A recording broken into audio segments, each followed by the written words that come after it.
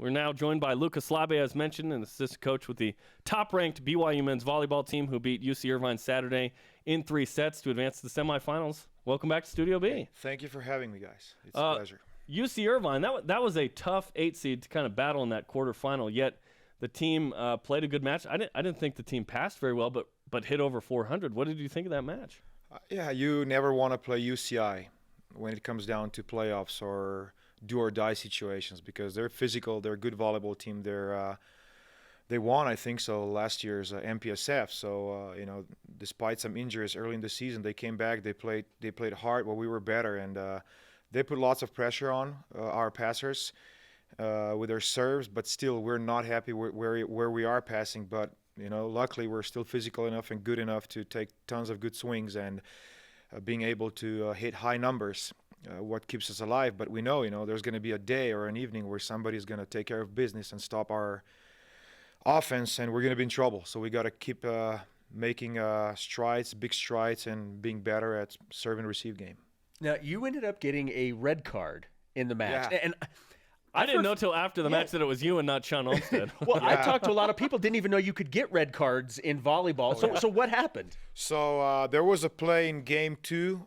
There were 4 touches. We hit the ball, and the right back defensive player touches the ball, and middle back player touches the ball. But it happened really fast, and then somebody sets and they hit the ball.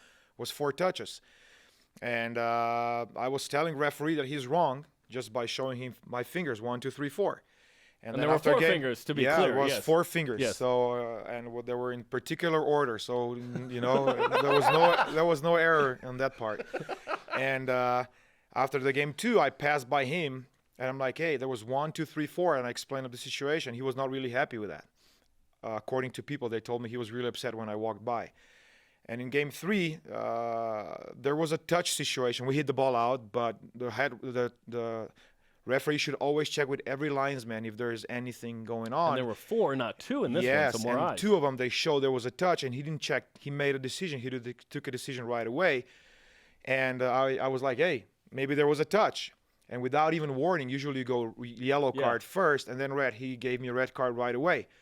So what he did, he exercised his right to reward me with a red card. Fine by me, we still win the match. And the thing is, I've been head coach for years, and you learn when and how to put pressure on certain referees, because there's referees, they're gonna give you points if you push them hard, and there are gonna be referees that are gonna come after you, and sometimes you got to do it, and sometimes you gain, sometimes you lose. Now, for those that don't, it's not like soccer where you're gonna have to miss the match. This is just 1 point for the opposition, right? So it's 1 point for the opposition. Yellow card is warning. Red card is a point. If the referee shows you yellow and red card in the same hand, you're out for the game. If he shows cards separately in each hand, you're out for the match. Oh, so hasn't happened yet. I've never seen that. Yeah, and we hadn't seen a red card in a while, so it was actually kind of fun to actually have one again. There we go. In the Smith Fieldhouse. Luka Slabe, assistant coach for men's volleyball, is on BYU Sports Nation. Now you have UC Santa Barbara, who has been playing really well. They beat Stanford last Saturday, and then Saturday back again. To back, yeah. So they're a challenge. You beat them twice in sweep fashion at home, but it's been a little while. So what do you think of the Gauchos? I've studied both matches again last night, and even though we swept them both nights, it was really close. It came down to a couple of their errors and to a couple of our spectacular plays. So it's going to be tough. It's going to be tough. These guys have been winning lately. They took out Stanford twice, team that could easily go all the way and win the title.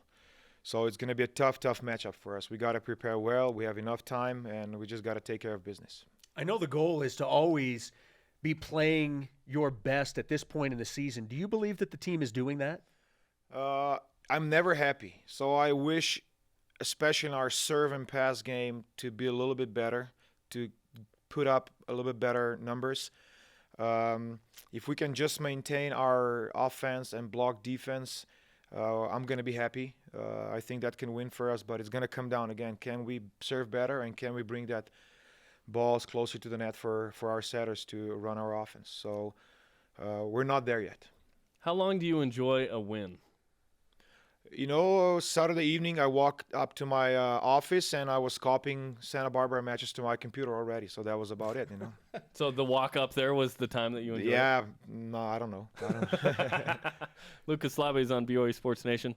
The development of a lot of guys on the team has been eye-opening, especially a guy like Jake Langlois. What has he done to make the leap from high school golfer, goes on a mission, had never played, to first team all-conference as a junior?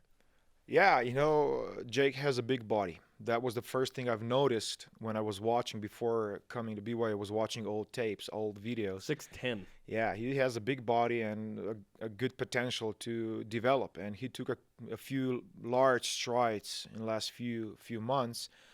But the biggest difference that I've noticed, without talking about volleyball fundamentals, is about him understanding what we want from him.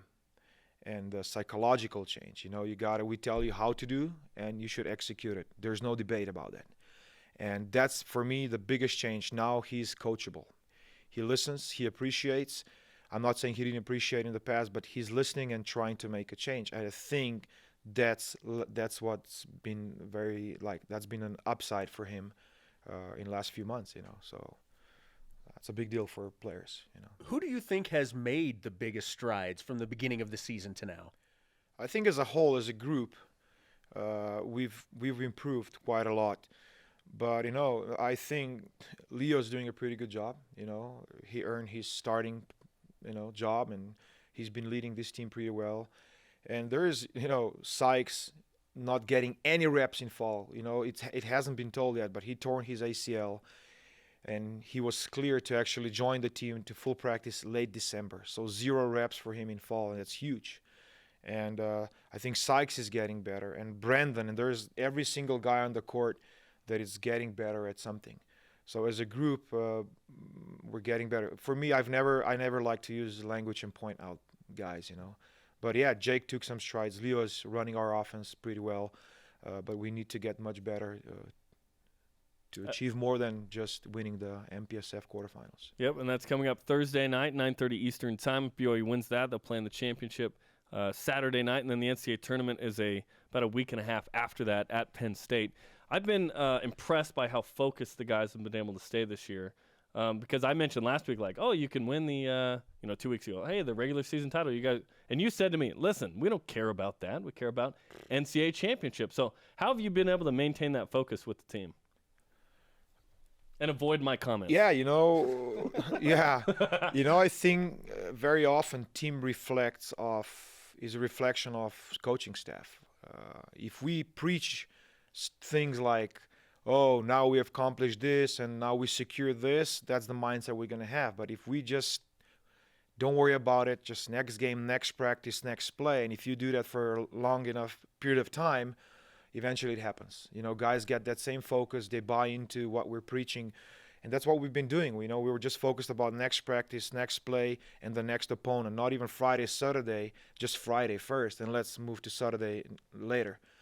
So that's how we live our lives. That's how we run our job. And guys, I guess they soaked it up, and here we are. Okay. Check them out Thursday night against UCSB, 9:30 Eastern Time. Luka, we appreciate the time, man. Hey, it's always a pleasure. Thank you. I think we have a new flag. Do you mind signing that? Yeah, we haven't. It's a new one. So you signed the old one. Yeah. Yeah, that's right. Awesome. There Plus you go. BYU Sports Nation comments This for one right Thursday. here? Yeah, anywhere you want. Yep.